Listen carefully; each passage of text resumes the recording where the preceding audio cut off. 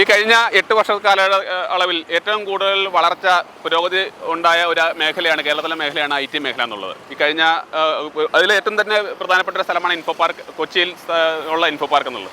South ഇന്ത്യയിൽ തന്നെ ഏറ്റവും കൂടുതൽ വികസിച്ചുകൊണ്ടിരിക്കുന്ന IT പാർക്കുകളിൽ ഒന്നാണ് ഇൻഫോ പാർക്ക്, കൊച്ചിയിലുള്ള ഇൻഫോ പാർക്ക്.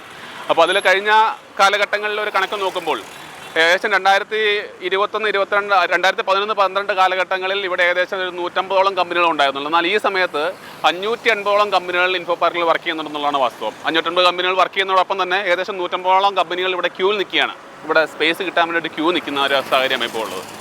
2011-12 കാലഘട്ടങ്ങളിൽ ഏകദേശം 1000ഓളം കോടിയുടെ IT എക്സ്പോർട്ട് ഉണ്ടായിരുന്ന സമയത്ത് ഇപ്പോൾ ഏകദേശം 900 പരം കോടിയുടെ IT എക്സ്പോർട്ടാണ് ഇപ്പോൾ കേരളത്തിൽ കൊച്ചിയിൽ നിന്ന് നടത്തിക്കൊണ്ടിരിക്കുന്നത്. ഏകദേശം 18,000ഓളം ഡയറക്റ്റ് എംപ്ലോയ്മെൻറ്റ് ഉണ്ടായിരുന്ന സമയത്ത് ഇപ്പോൾ ഏകദേശം 67,000ഓളം ഡയറക്റ്റ് എംപ്ലോയ്മെൻറ്റ് ഇൻഫോ പാർക്ക് തന്നെ വരുന്നുണ്ട്. അതോടൊപ്പം തന്നെ സ്മാർട്ട് സിറ്റിയും കിൻഫ്ര പാർക്കും അടക്കമുള്ള ഏകദേശം 1,00,000 കൂടുതൽ ഡയറക്റ്റ് എംപ്ലോയ്മെൻറ്റ് ഈ ഏരിയയിൽ വരുന്നുണ്ട്. ഇൻഡയറക്റ്റ് എംപ്ലോയ്മെൻറ്റ് ഏകദേശം അതിൽ ഒരു 2-3 ഇരട്ടി വരുന്നുമുണ്ട്. അപ്പോൾ ആ രീതിയിലുള്ള വികസനമാണ് കൊച്ചിയിലും വിശിഷ്യ ഇൻഫോ പാർക്കിലും ഈ ഗവൺമെൻറ് കാലഘട്ടത്തിൽ നടന്നുകൊണ്ടിരിക്കുന്നത്.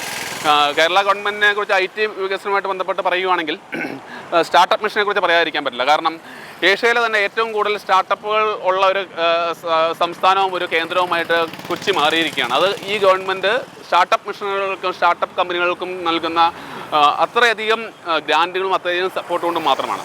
അതോടൊപ്പം തന്നെ പറയുവാണെങ്കിൽ ഇൻഫോ പാർക്കിൽ തന്നെ ഇപ്പോൾ പുതിയ പല കമ്പനികളും വന്നുകൊണ്ടിരിക്കുകയാണ്. IBMൻ്റെ വലിയ ബിൽഡിങ്ങുകൾ വന്നു, അവർ എക്സ്പാൻഡ് ചെയ്തുകൊണ്ടിരിക്കുന്നു. കോഗ്നിസൻ്റെ വലിയൊരു ക്യാമ്പസ് ഈ സമയത്താണ് വന്നുകൊണ്ടിരിക്കുന്നത്. സെക്കൻഡ് ഫേസിൽ നല്ല രീതിയിൽ വികസനം, സെക്കൻഡ് ഫേസൊക്കെ ഇപ്പോൾ ഇൻഫോ പാർക്ക് ഫുള്ളായിക്കൊണ്ടിരിക്കുകയാണ് സാഹചര്യമാണുള്ളത്.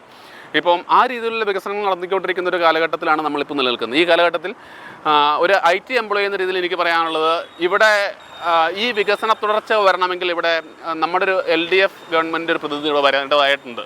അതിനുള്ള ഒരു സാഹചര്യമാണ് ഇപ്പോൾ ഈ ഒരു പാർലമെൻറ്റ് ഇലക്ഷനിൽ വന്നു ചേർന്നിരിക്കുന്നത്. എല്ലാവരും ആ ഒരു വികസനത്തിന് വേണ്ടി വോട്ട് ചെയ്യുക എന്നുള്ളൊരു ഒരു നിർദ്ദേശം മാത്രം, ഒരു അപേക്ഷ മാത്രമാണ് എനിക്ക് പറയാനുള്ളത്. എല്ലാവരും അതിനുവേണ്ടി വോട്ട് ചെയ്യുക.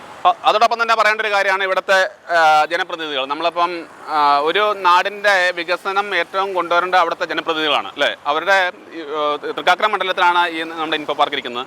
എറണാകുളം പാർലമെൻറ്റ് മണ്ഡലത്തിലാണ് നമ്മുടെ ഇൻഫോ പാർക്ക് സ്ഥിതി ചെയ്യുന്നത്. എന്നാൽ ഈ ഏരിയയിലുള്ള പാശ്ചാത്തല വികസനം എത്രമാത്രം ഉണ്ടെന്നുള്ളൊരു വലിയൊരു ക്വസ്റ്റ്യനാണ്. ഞാനൊരു 16-17 വർഷമായിട്ട് ഇൻഫോ പാർക്കിൽ വർക്ക് ചെയ്യുന്ന ഒരു വ്യക്തിയാണ്. ഇങ്ങോട്ടുള്ള ഒരു ട്രാൻസ്പോർട്ടേഷൻ്റെ അവസ്ഥയാണെങ്കിൽ ഇവിടുത്തെ മെയിനായിട്ട് പറയുകയാണെങ്കിൽ ഇവിടുത്തെ ട്രാൻസ്പോർട്ടേഷൻ തന്നെ ഏറ്റവും വലിയ പ്രശ്നം. കാരണം ഇൻഫോ പാർക്കിൽ നിന്ന് ഒരു 6:30 കഴിഞ്ഞാൽ പുറത്തിറങ്ങാൻ പറ്റാത്ത അവസ്ഥയാണ്. അപ്പോൾ അതിനുള്ള വികസനങ്ങൾ കൊണ്ടുവരേണ്ടത് ഇവിടുത്തെ ലോക്കലായിട്ടുള്ള ഇവിടുത്തെ ജനപ്രതിനിധികളാണ്. അവരുടെ നേതൃത്വത്തിൽ വേണം പുതിയ പ്രൊജക്റ്റുകൾ സബ്മിറ്റ് ചെയ്യാനും അത് ഗവൺമെൻറ്റിലോട്ട് സമർപ്പിച്ചുകൊണ്ട് അല്ലെങ്കിൽ കേന്ദ്ര ഗവൺമെൻറ്റിലോട്ടോ സംസ്ഥാന ഗവൺമെൻറ്റിലോ സമർപ്പിച്ചുകൊണ്ട് അതിന് വേണ്ട നടപടികൾ സ്വീകരിക്കാൻ വേണ്ടിയിട്ട്. എന്നാൽ ഇവിടുത്തെ അവസ്ഥ വിപരീതമാണ്. കാരണം ഇവിടുത്തെ വികസനങ്ങളെ മുരടിപ്പിക്കുന്ന രീതിയിലുള്ള സ്റ്റാൻഡാണ് പല ജനപ്രതിനിധികളും എടുക്കുന്നത്. നമുക്ക് കേരളയിൽ പോലുള്ള വളരെ അത്യന്താപേക്ഷിതമായിട്ടുള്ള ട്രാൻസ്പോർട്ടേഷൻ സംവിധാനങ്ങൾ നമുക്ക് വേണം. എന്നാൽ ഇപ്പോൾ അതിനെതിരെ സമരം ചെയ്യുന്ന കൂട്ടമായിട്ട് ഇവിടുത്തെ ജനപ്രതിനിധികൾ മാറിയിരിക്കുകയാണ്.